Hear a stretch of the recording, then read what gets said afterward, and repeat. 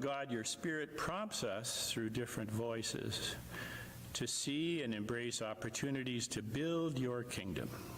May our eyes be open to recognize you in the bread we break with strangers becoming friends. Through Christ our Lord. Amen. So we're going to explore atheism today, and we'll get a little bit of a snapshot of how we got here, and maybe we'll see what a path forward might look like a little bit. But just a kind of a little early snapshot of the present reality of our church today. So one of the realities we have of our church is sort of like the two-humped camel. So we have in the world today, we have a very committed group of atheists. And we have a very committed group of believers. And probably in the middle, the majority of folks are somewhere in this continuum. We believe, we struggle, we believe, we struggle. It's really interesting. That's the reality today. Two kind of very committed groups, a lot in the middle in this thing. The reality is a lot of people have left the church. So it's interesting that 1 out of 9 Canadian adults is an ex-Catholic. Isn't that an interesting stat?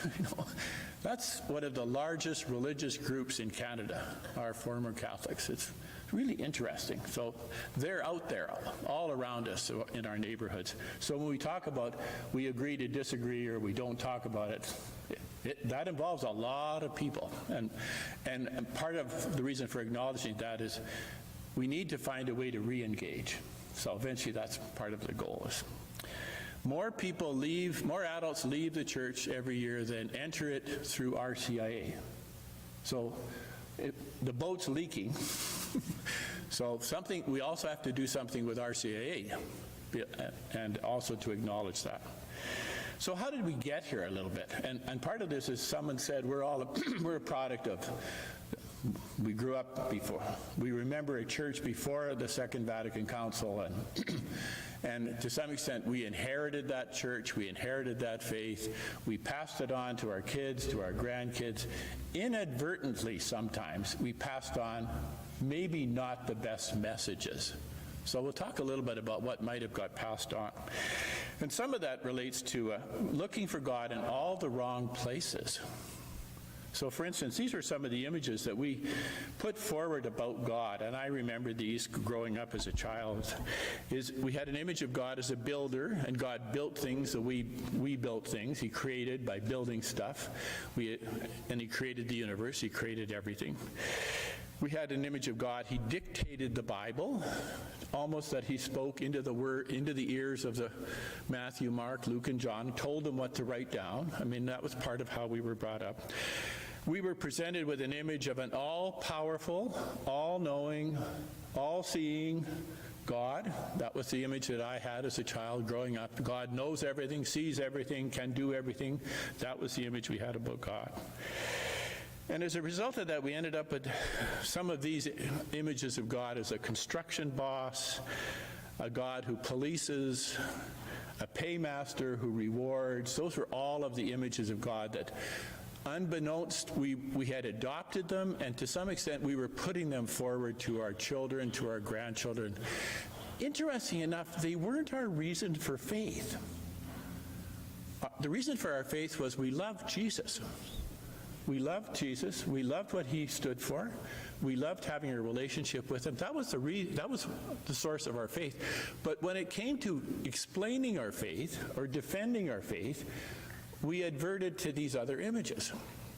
All-powerful God. Whenever we were cornered, these were the things we pulled out of the cabinet to defend our church, to defend our faith. This is who God is. This is what God does. This is how God is. Our faith was really about our relationship with Jesus, but we didn't know how to articulate that or say anything about that, so we referred to these other sources. And it worked for a long time, but a lot of developments had happened, and they happened so fast, and they affected our kids and our grandkids, and are still affecting them so fast, that it sort of eroded that platform. So here are some of the developments, and they happened really fast. So evolutionary biology. Yes, Darwin borrowed a capitalistic theory about the survival of the fittest, but over the years, we've come to understand something about the evolution of biology, the evolution of mammals. That whole discovery in science has undercut our idea that God created human beings as a one-off. It just undercut that, even though, and we kind of knew it with one side of our brain, but we've been brought up to believe that's what God did. We understood much more about Scripture, about how the Bible was formed. We learned lots more about the oral tradition, about how all of these stories were passed on mouth to mouth, about how Paul's letters preceded all of the Gospels, and so it wasn't as if God was speaking into somebody's ear. It was an evolution even in the formation of the Bible, even in the formation of Scriptures.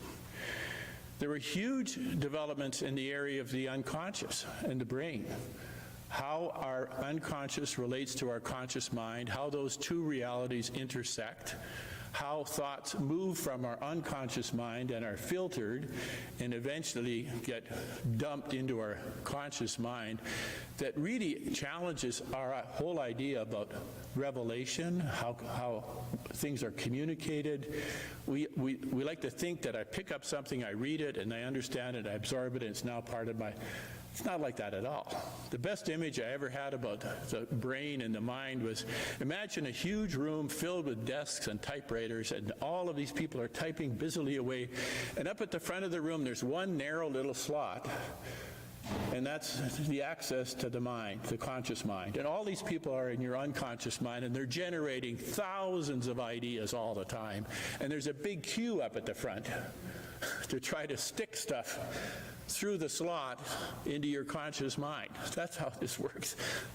So there's all kinds of stuff going on here. A small percentage of it gets into our brain. Well, all of those developments really challenge how revelation works. How is God supposed to reveal something if that's the reality that's going on inside of us? The explorations into space. I mean, I'm still blown away with the James Webb Telescope. And the fact that they tell me this, that they're looking at light that started 13 billion years ago. Well, that's the beginning of creation. So we're starting to peer so far back into the origins of creation. So when we talk to our young people about heaven, they all know there's no up there.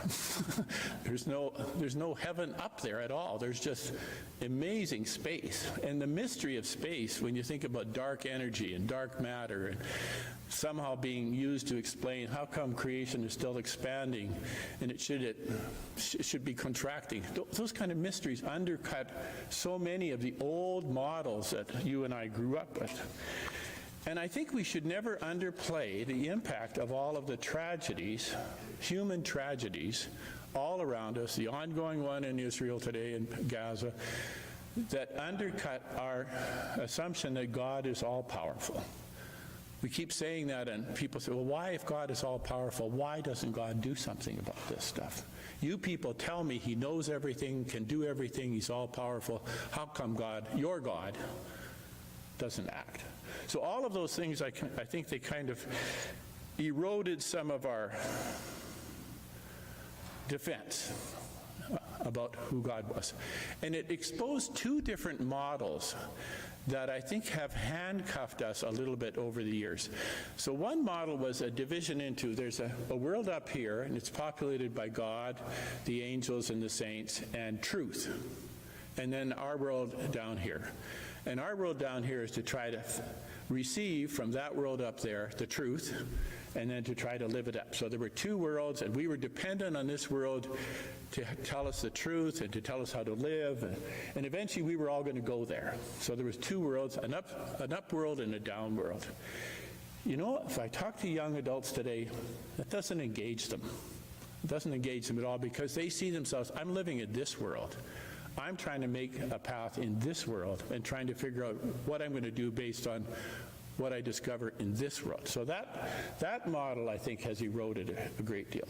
The other model that I think has also kind of eroded quite a bit is we split the world into a scientific, objective world that could be measured by data, experiments, and a personal, conscious world that is not subject to science.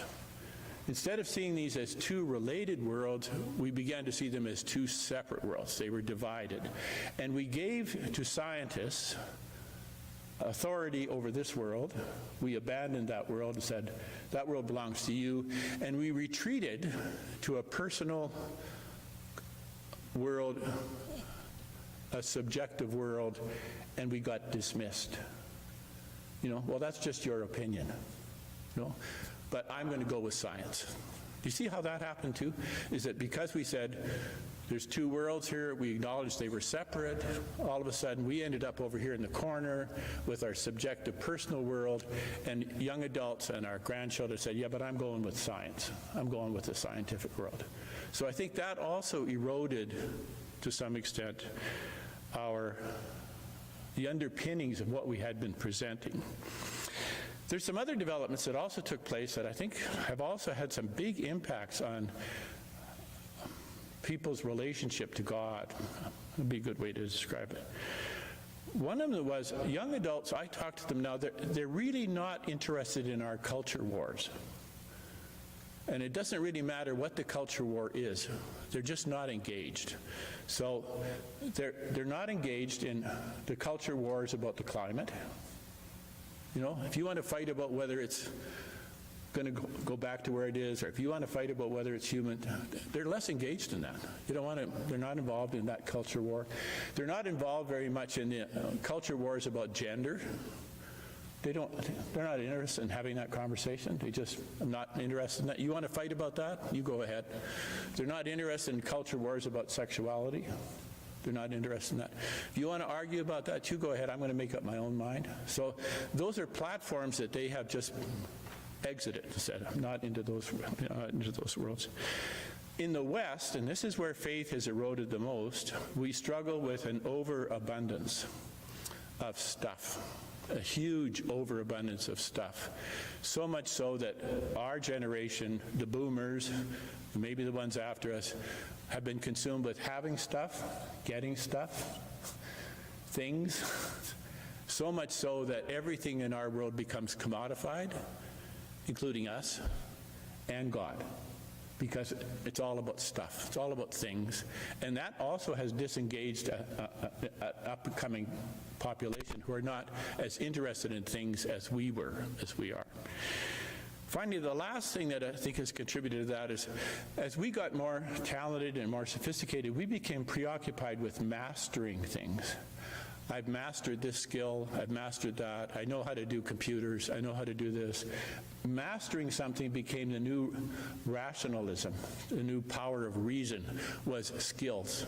I know how to do this, I know how to do that. I mean, you talk to a grade 4-year-old and he's better at the computer than you are, They've mastered all this stuff and they're just moving on to mastering other things, including mastering their life.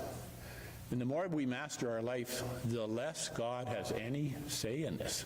The more I am the master of my life, the more I can run my life, the more I know how to do stuff, the less dependent I am on anything or anyone. So all of those things, I think, gave rise to what eventually was called in 2006 the rise of the new atheism. Atheism had always been around, but people like Dawkins, and these were debaters, highly trained in reason, they went public in a sense, and they would challenge you to say, come and I'll challenge you to a debate about the existence of God.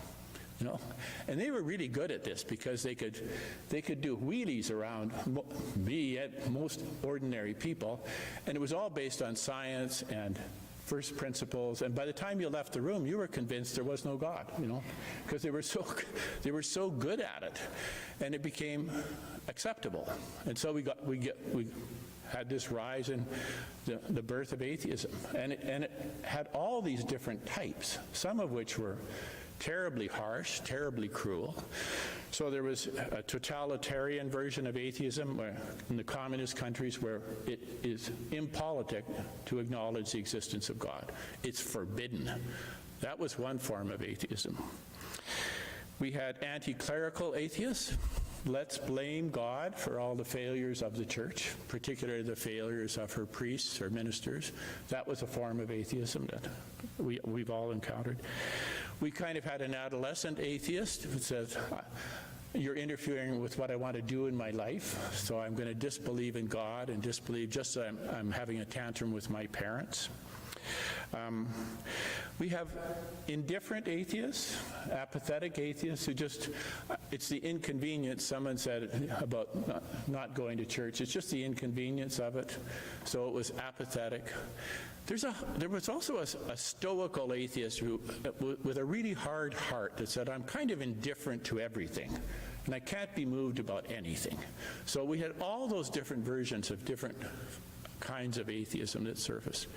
There were two that surfaced, though, that are really something we probably should be more open to. And one was the atheistic protester. And this was the protester who said, this world is unfair, therefore there must be no God. Look at how those people are being treated. Look at that tragedy, and you tell me there's a God. Well, really interesting about that is they've accepted the premise that the world should be just. That's a religious premise. So there's ground there to have a conversation with the atheistic protester. So they're not so much our enemy, it might very well be our ally. And the other atheist is the atheistic seeker. And I was chatting with someone earlier about meeting people who they're looking for meaning in their life. They're trying to figure something out. They don't want us to tell them they're searching for God. In fact, if we do that, we've lost them, because they don't tell me who I'm looking for or what I'm looking for. I'm going to look on my own. But they're seekers.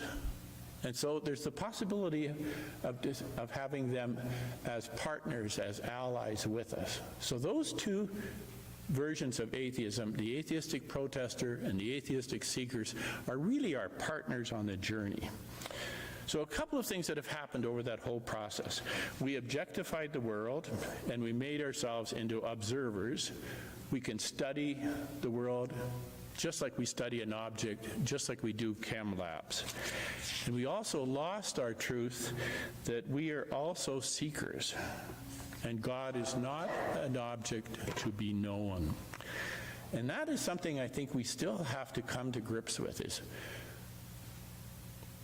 because of all of this stuff, we tended to approach God, even our faith, as something that we can know, we can study, we can analyze, we can dissect, as if God is out there in front of us that we can put a microscope on or do tests with.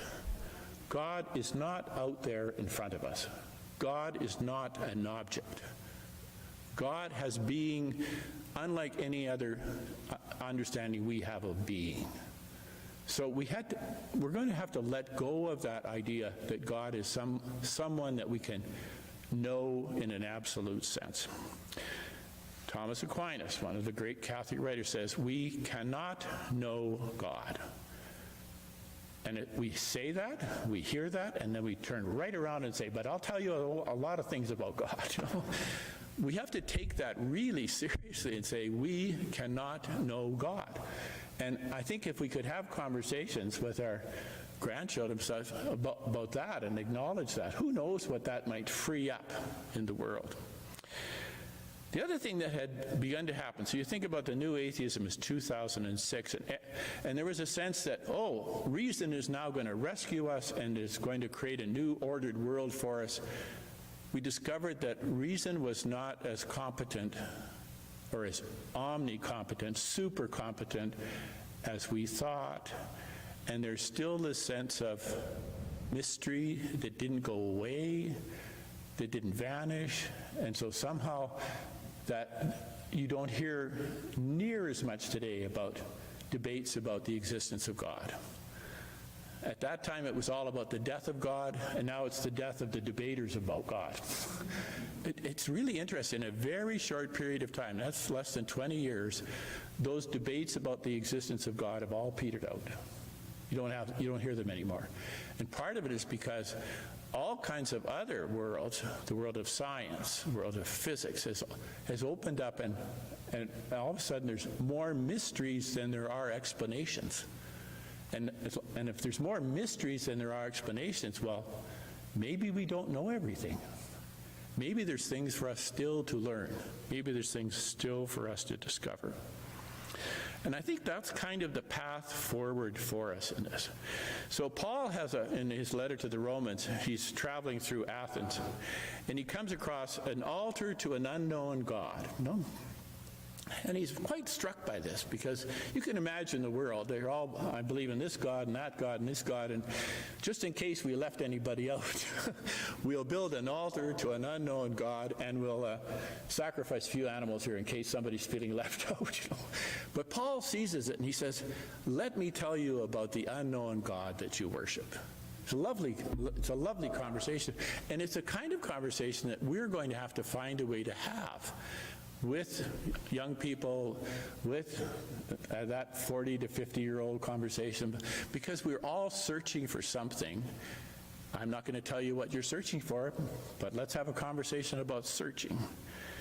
And a recognition that the world is filled with mystery. We've recognized finally that we live in a kind of biosphere, that all living creatures on the planet share the same life, and we interact with each other, we affect each other, air affects everybody, everything we do on the planet affects everything else. Well, we also live in a spirit sphere. We live in a spirit sphere that we don't understand. We don't understand everything that's going on in this world, except that God is present in this world. We don't understand how God affects everything in this world. We don't understand how God chooses to reveal himself to us in this world. One of the writers that I came across in here, he had the lovely line, he says, we know where God is, we don't know where God isn't. And I thought, what a freeing kind of declaration. We don't know where God isn't. And that invites us to let go of our certainties, to be less certain about what we claim to know. And the dilemma for us now, the challenge for us, is to treat the presence of God as a mystery we don't completely understand, but we have to wait upon the mystery and accept our lack of certainty, accept that we really don't know. And one of the lovely images comes from Mary. So if you remember the story about the revelation in the infancy narratives, after everybody has left, the shepherds have left, the visitors from the east are left, Luke has this wonderful line in there, Mary kept all these things together, pondering them in her heart. And the word they use for pondering is tumble together. Such a lovely image, you know. She kept all these together, pondering them in her heart. So what we're invited to see in Mary is, I don't understand. I don't know. But I'm not going to throw it out. I'm not going to pitch something out because it doesn't make sense to me. I'm going to keep everything, tumbling it together in my heart. I love that. So where does that leave us? How do we go forward? I think we're looking for a different path, a new path. So one of the paths we had in the past was a theistic path, which basically meant God is everything and the world doesn't count. And all we're going to do is focus on what God has to say to us. That's a theist world. An atheist world says, God doesn't count, it's just the world. Everything is about what's going on in the world. Pantheism says God is the world. God is the world, and they're the same thing. There's another path that's starting to emerge, and it's called anatheism, and it means God again. God for the first time. God, I'll believe again. I'll start again. To leap again. And at the center of that path is this idea that in every spiritual journey, there's always going to be dark nights where God is silent. That's a necessary part of the journey. We don't often think about that. So let me just give you an example of that. And the example comes from the story of Abraham. We all know that lovely story of Abraham, right? And what's wonderful about this story is Abraham is not only our father in the Christian tradition, but he's also the patriarch in the Jewish tradition. He's also the patriarch in the Muslim tradition. So think about this thing. So he's the grandfather of all those great religious traditions. Now try to imagine this story about Abraham. So and it's an extrapolation of what's in the Bible, but I have a sense that this is probably more authentic than what we have in the Bible. So you have Abraham, he's prosperous, doing well, lives in a valley, got lots of sheep, got good, crops are pretty good. All the weather comes from over this mountain, right? From the west. And it's been really good. So he sacrifices regularly to the mountain god, and we have good crops, good weather, it all comes over the mountain. Then he starts to hear this other voice saying, Abraham, I want you to go. I'll go with you. Leave. No? Keep sacrificing. Life's good in the valley. Life's good in the valley. Abraham, I want you to go. Come, I'll go with you.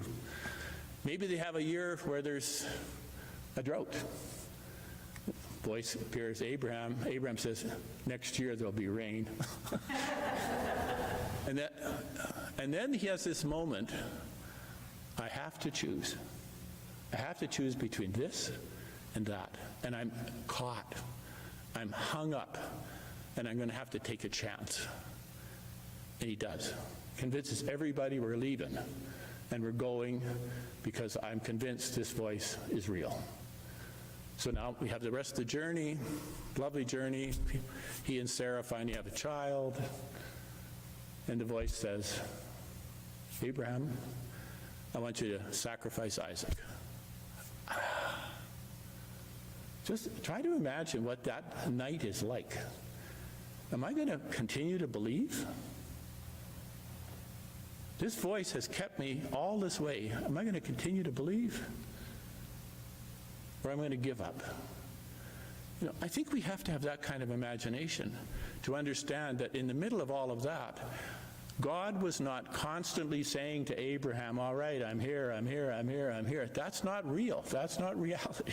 Reality is in the middle of that journey, Abraham had to deal with lots of silence. And then on the way to the mountain of Moriah with Isaac, his angel appears and says, stay your hand. Now, we like to think that's a fast forward for Abraham. I don't think so. He has stuck everything he had on that voice. And he trusted that voice. Who are you? Are you just my wishful thinking? Am I going to give in to what I want instead of what my God has asked me to do? Because this visitor told me that? Can you see that in the middle of all of this, there's dark night after dark night after dark night, and that's a normal process in faith. That's an ordinary process in faith. I could tell you the same story about the Annunciation to Mary. I could tell you that same story. I could tell you the same story about Peter's encounter with Cornelius. Same story. Dark night, hesitation. Do I leap? Do I not leap? A moment where God is absent and there's just silence. Is that part of our faith tradition? Where there is no God and God is silent. And it is. And you know where we find it? We find it on Good Friday to Holy Saturday. Think about that moment in the story of Jesus' death. He cries out on the cross, he dies, and then there's silence. God is absent. God is not here. God is not speaking. That's part of our faith story. We fast forward that all the time. But that's a part of our story. The silence of God is part of our faith story, where God has nothing to say to us and leaves us in darkness and leaves us in silence. So the challenge for us with atheism is this wonderful writer that I've been reading. He said, atheists, they don't disbelieve, they're just impatient. You know? You have to wait longer. You have to hang in there longer. If you try to act too soon, you're going to miss it. It's not going to work. You're going to have to be more patient. You're going to have to be more willing to wait a little longer. Wait a little bit more, and God will answer us. I said we'd say something about the patron saint of atheists, and ironically, it's St. Teresa. Isn't that a surprise? You know? This doctor of the church, the little flower, this lovely saint that we idolized, and the whole first part of St. Teresa's life is a life of complete devotion, piety, the nearness of God, the closeness of God. St. Teresa is climbing this mountain that she called virtue. And then she comes to the end of her life, and God, who was always so close, abandons her. These are her words. I no longer believe in eternal life. I feel there is nothing beyond this mortal life. I am far from all sons. There's another Teresa that's happened to this before, Mother Teresa. Remember that same story? Isn't that interesting that God, both in St. Teresa and in Mother Teresa's life, abandoned them and allowed them to experience darkness and silence and emptiness? Really interesting. St. Teresa said, I'm now eating the bread of the atheists. I'm sitting at their table, eating their bread. And wisely, she says, and I'm doing this not because I'm hoping to convert them, but I want to bring their experience of darkness and of night and of silence into the canopy of the church. Let darkness and silence and emptiness be part of our story. Let those be part of our faith journey too. That we don't have all the answers, and sometimes we don't know. And that's God's way with us. But it's okay. Even that experience of darkness and silence and emptiness is part of the journey of faith. And if we're patient enough, eventually God will speak a second word to us and say something else to us. So thanks to St. Teresa's faith, every human experience, even that of disbelievers, now has a home in the church, now has a place in the church. So I can think of my nephews and nieces who don't have anything to do with the church and think, yeah, you may not think you're part of the church, but you are. And your own experience of not knowing God, it's in here. It has a home here. And you have a home here too. You might not know it, but you belong here too. Even in your not knowing and even in your disbelieving. Is that hopeful? Is that a little hopeful? Wonderful. So we'll celebrate Eucharist today and we'll listen to the story of Bartimaeus.